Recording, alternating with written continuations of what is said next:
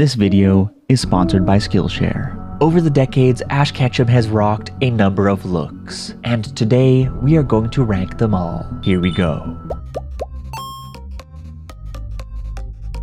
Hey everyone, it's Charles. How are you today? Today we are going to rank every Ash Ketchum design from the animes and movies, barring design changes that consisted of fairly minor hat color changes and such, and we are going to rank them from worst to best based on how slick and aesthetically pleasing they are. Hitting 11 designs with the critical eye and the critical hits if they stink. And as always, it is going to be a fun time, and we will be doing it all in the sexiest of sexy sinus infection charu voices, because the show must go on. So let me know your favorite Ash Ketchum design. Kindly drop a McThick McJoltic on that like button for the YouTube algorithm, and let's jump right in.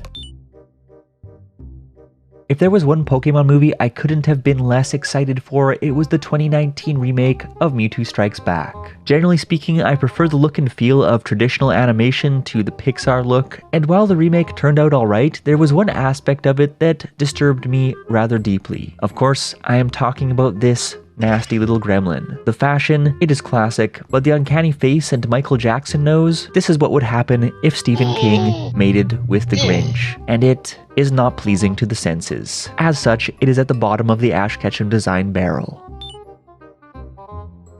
Don't get me wrong, I love the Diamond and Pearl saga, and we saw Ash on top of his game throughout the series. But like many hardworking trailblazers out there, it seems like he just didn't have much time outside of his training regiment to work on the wardrobe, which is why he clearly zipped into Valley Village and walked out with whatever oversized granny clothes were closest to the door. Pants so baggy they could swallow up Big May, a frumpy sweater vest with a garish Bumblebee bum stripe on the front, an oversized Boy Scouts shirt, and I don't know how he did it, but along the way, he managed to slap together such an eye-searing splash of Fisher-Price colors that it made me wish I could turn into a dog at will to save my eyes. Someone, get this man a lookbook account. And before the Diamond and Pearl fanbase can finish writing their hate comments, let's move on to number 9.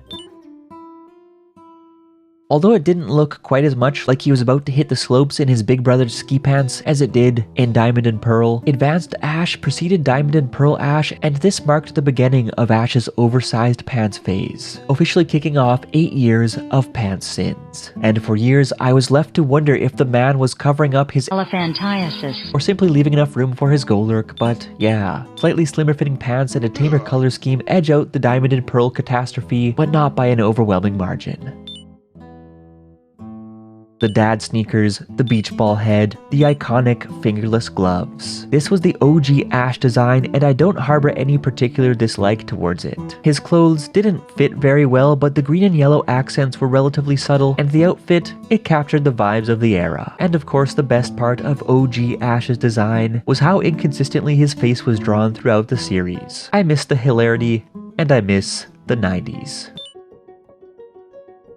I'm not a huge fan of the Ash design of Pokemon Journeys, but I will say that he manages to pull off the smorgasbord of Ash Ketchum colors better than the mid to late 2000s designs did. Radioactive Slime Green has made a return, but it isn't overbearing, and it is meshed with the overall design fairly well. His shirt stripe says, "Hey, look at me," but it isn't as obnoxious as the DP Bumblebee action. His collar is more popped than ever to demonstrate the learnings he's derived from his Alpha.M playlists. He has got pecs you could melt Pokepuffs on, and most importantly, his clothes actually fit his build. The only elements he loses points for are his shorts that are not short shorts, the only proper kind of shorts, and his gigantic, dilated, round, crack pupils, which may have been a response to the backlash directed at Tiny Eyes Alola Ash, but are a bit too doish for my taste. All in all, Journey's Ash stakes out a middle ground between Sun and Moon Ash and X and Y Ash, but is it enough to please either camp? Let me know. I don't have much to say about this one. It is the classic OG Ash look, but improved with better fitting clothes. It's vintage, it's nostalgic, it fixes my complaints about the original design more than adequately, and that is enough to catapult the design a couple notches up the ranking. Best Wishes regularly gets hosed down like a pig for its not so soft reset, but after being drugged through the fashion dark ages of Pokemon Advanced and Diamond and Pearl, Best Wishes, or Black and White Ash, was a glimmer of aesthetic hope. The trousers was still a bit baggy, but it didn't look like he stole them from Chuck's closet, and their neutral gray allowed the other aspects of his outfit to pop, rather than clashing with them, like his baby blue border gear in Sinnoh. Likewise, the insanity of Ketchum Yellow was contained by a slim zipper, and Diamond and Pearl's Yahoo Green was dropped altogether, so that his clothes resembled an actual character design rather than a kindergarten kid's Lego bin. He also brought out a slick, short-sleeve jacket, and its high collar made his pencil neck look more masculine. The icing on the cake were his radical red high tops, and to this day, I think they are pretty lit. Pokémon Coco, or Secrets of the Jungle as it is known overseas, was a decent enough Pokémon movie that featured one of the worst dressed Pokémon villains of all time, which is an incredible feat in itself, but it also featured one of the best dressed Ash Ketchums of all time, so let us just commend it for that. The design generally lined up with his main series contemporary Pokémon Journeys Ash, but they ditched those wild green backpack straps in favor of black backpack straps. To accentuate the other accents of his outfit, he brought back the classic trainer hat like a boss, and he suited up in a pair of laced white high tops to top it all off. On the whole, the outfit is pretty good. This iteration of Ash has more appealing facial proportions than most Ash designs. He looks gentle but more mature than his Journeys counterpart, and these are all big wins in the Ash Ketchum character design book.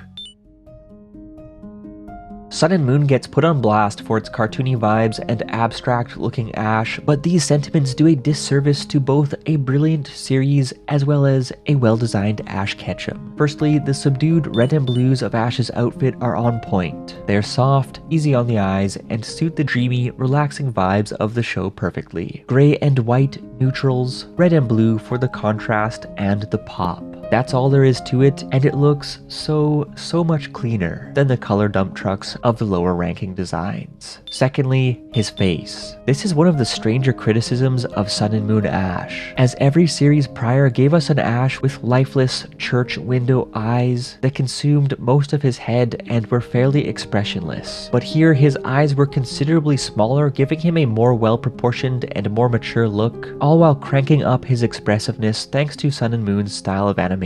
So despite what people say, stacked up against the other Ash Ketchum designs, this is probably the most realistic looking Ash to date in terms of his facial composition and body proportions. And just to top off my thoughts on the design, his less angular, rounder design made him easier to animate convincingly. The capri pants, they worked. His soft hair made for a good look, and it also made sense to ditch his iconic gloves in the heat of Alola. Not to mention that he spanked out a pretty slick pair of shoes, and he had a pretty nice watch to boot. Ah, XY Ash. Often considered the pinnacle of Ash Ketchum designs. XY continued the fashion rehabilitation program that had been kicked off in black and white by further tapering Ash's pants, and further dropping the number of colors in the palette to give Ash a much cleaner and more intentional looking design. The red trim on his gloves matched the red on his shoes and his hat. His outfit looked truly cohesive, and dare I say, pretty damn cool. XY Ash also followed up the black and white act with another pair of truly slick high tops, and his upper body wear actually fit, exposing his wiry frame while also making him appear leaner and taller. And of course, his smaller cheek bolts drew more attention to his eyes. On the whole, he looked more mature than ever before, and from what I've gathered from looking at internet polls and comments over the years, this was exactly what fans wanted. Quite simply, Ash Ketchum looked like a badass in Pokémon X and Y. That said, what could possibly surpass such an iconic design? When I think of how I would like Ash Ketchum to look in the main anime series, I look no further than his The Power of Us aesthetics. There are still some minor points that could be improved, but on the whole, this is the peak of what we have seen to date as far as I am concerned. Firstly, the outfit. The open, popped collar jacket with a black shirt is fresher than a Flababy's fairy flower, and the jacket itself evokes the feel of the classic OG jacket, while at the same time reinventing it with a design that is a step up from that of yesteryear. In combination with the slim-fitting capri pants and the lack of a frumpy AVGN shirt swallowing up his slender arms, this gives Ash more of a V-taper look.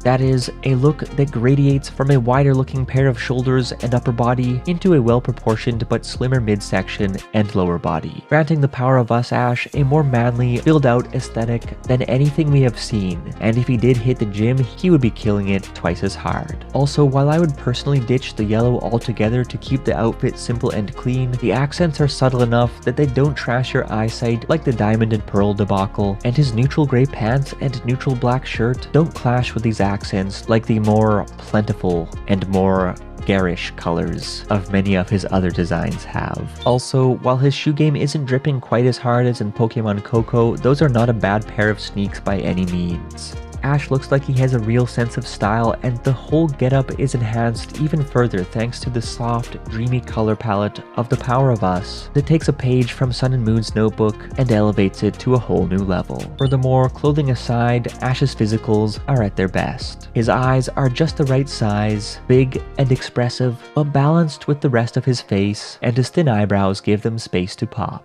Likewise, his hair doesn't look either too soft or too jagged, his cheek bolts are just the right size, and whoa, there is some collarbone right there for the ladies. This is all to say that with the slick fashion and the well-proportioned physicals, the Power of Us Ash design is the greatest Ash Ketchum design of all time, in my opinion. But how about you? Which Ash Ketchum design is your favorite, and why? I'm curious what you think, and as always, let's chat.